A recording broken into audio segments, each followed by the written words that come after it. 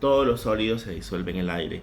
Esto es un fragmento del Manifiesto Comunista y fue una crítica que hace Marx a la capacidad que tenía el capitalismo de derretir las antiguas relaciones sociales, laborales, en el antiguo régimen y cómo son continuamente modificadas, trastornadas en la modernidad básicamente.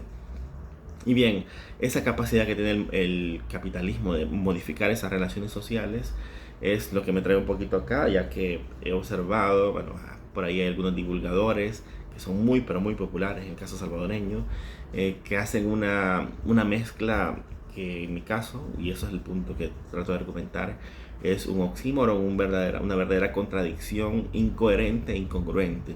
Tiene que ver básicamente con dos divulgadores, que serían Nicolás Márquez y el señor Agustín Laje, que son divulgadores polémicos, que son divulgadores, eso sí, muy populares, influyentes, y que, bueno, están ganando muchísimos adeptos en países de Latinoamérica, ¿verdad? Y en el caso salvadoreño también, y eso es un poquito preocupante porque yo realmente no comparto básicamente nada o muy poco de lo que este señor habla, y lo habla con tanta certeza y con tanta fuerza. No puedo negar que es un excelente orador, pero su lenguaje y su mensaje es absolutamente contradictorio. ¿Y por qué es contradictorio? Este tipo de ideología suele llamarse una especie de... O sea, se colocan a la derecha del espectro político y se hacen llamar algo así como liberales conservadores, ¿verdad? Y eso es un oxímoron completo, ¿verdad? Como ser negro y blanco a la vez, como ser azul y amarillo a la vez. No se puede, ¿verdad? No es posible hacer una integración coherente de esos dos elementos. ¿Y por qué es imposible? Porque no hay nada más progresista, eso que ellos lo llaman peyorativamente progre. No hay nada más progresista y que logra mayor profundización en muchos elementos como el capitalismo, ¿verdad? Y sobre todo en la subjetivización y en la acumulación y la profundización de derechos cada vez más subjetivos que nacen de la subjetividad moderna y que van cada vez profundizándose más.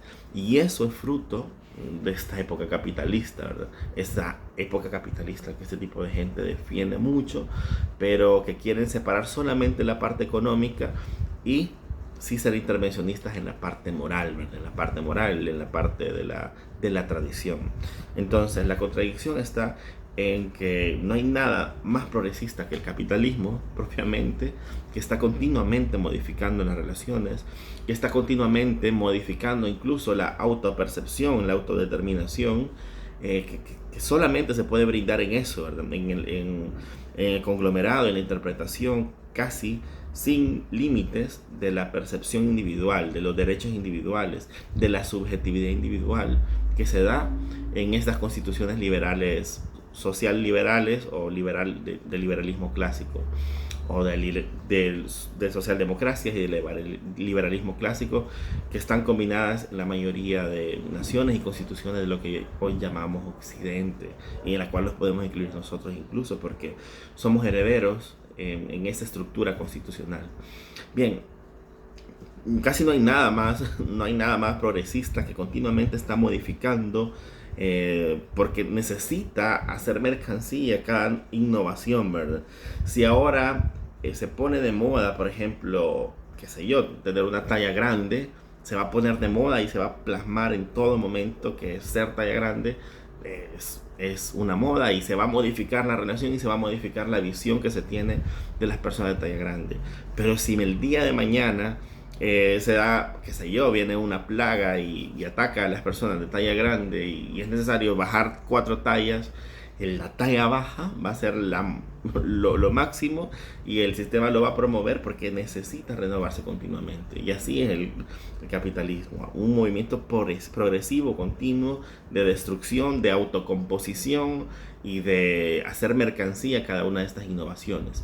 Pero por otro lado, cuando se declara que se es conservador, implica básicamente una conservación de la tradición, ¿verdad? Una tradición que se ha ido cada vez difuminando más desde la caída del antiguo régimen hasta ahora, pero que aquellos fragmentos pequeños, aquellos elementos muy concretos, algunos podemos estar muy de acuerdo, otros no, pero la familia o la estructura más clásica de la familia, tratar de conservarla, ¿verdad? Pero conservar, y aquí lo oxímoron, como conservador quiero resguardar una familia de corte clásico, de estructura clásica, pero por otro lado soy liberal, soy extremadamente casi libertario y defiendo un sistema que potencia la subjetividad,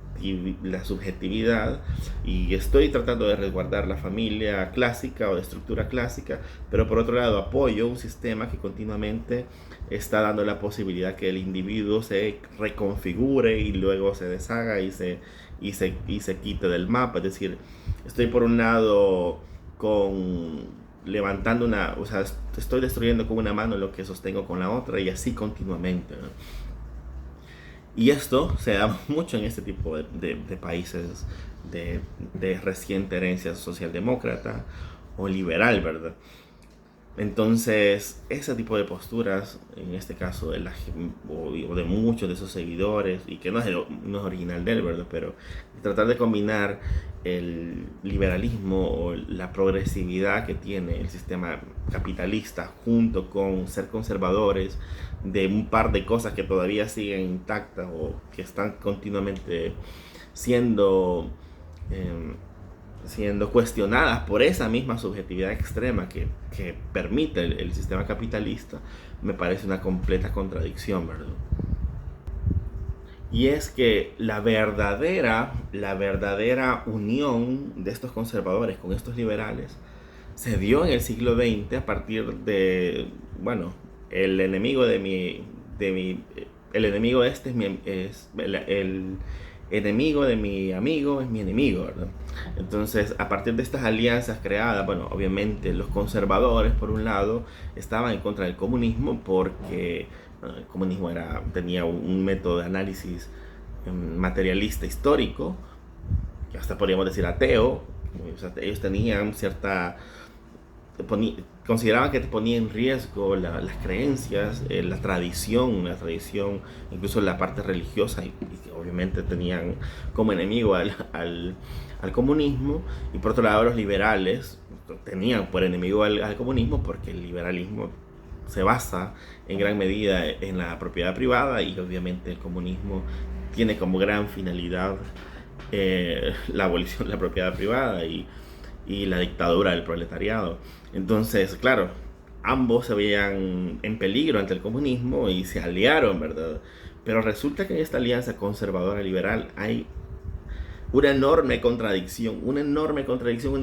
cantidad de destrucción, incluso de todos esos valores. Es decir, como que los conservadores tomaron como amigo, como aliado a estos liberales, y no se dan cuenta, parece que no se dan cuenta que tienen a su enemigo dentro, que estos liberales que profundizan la capacidad de los derechos individuales, la capacidad de la subjetivización, de la autodeterminación, que son muchos de esos derechos los que están continuamente profundizándose y están arraigándose y se están reinterpretando, y son esos derechos y esa profundización las que ponen en riesgo todas aquellas instituciones que el conservador dice proteger, ¿verdad? Es decir, el conservador suele estar muy contento con las ventajas económicas o las ventajas aparentemente socioeconómicas que brinda el liberalismo, pero por otro lado, esas instituciones que dice ser sacras, ese aliado que es el capitalismo, se las está destruyendo, ¿no? Y no tiene otra forma que decir que quien se lo destruye es el comunismo.